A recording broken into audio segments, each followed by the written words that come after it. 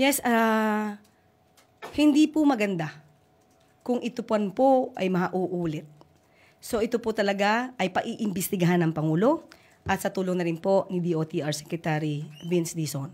Pag iimbestigahan po ito at kung ito may katotohanan, maaari po na ang nagsagawa nito ay maaari matanggal sa kanyang trabaho. So dapat po ang lahat ng, lalo-lalo na po, kung mga turista po, mga kapwa Pilipino natin, ang magiging biktima ng ganito, hindi po ito papayagan ng Pangulo.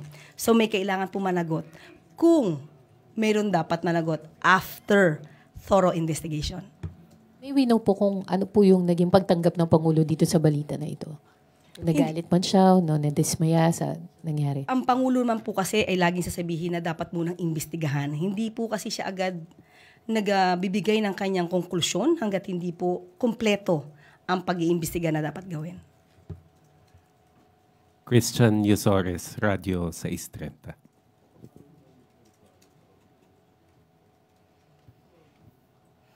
Good afternoon po, Yusek. Yung tungkol naman po doon sa kaso sa immigration na pinatakas di umano yung isang Korean fugitive, alam na din po ba to ng Presidente at saka ano po yung reaction niya, especially at the top po na hindi pa resolve yung case noon na pagtakas din nila dating Mayor Alice Go?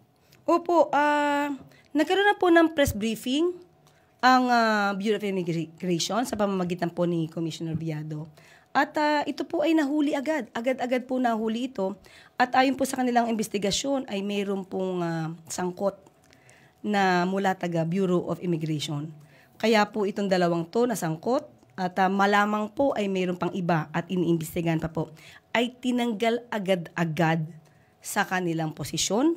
At ngayon po ay sinampahan na nga rin po ng kaso sa DOJ. Ang kaso po sinampahan nila yung violation Article 223 ng Revised Penal Code, conniving with or consenting to evasion. Meron pa pong,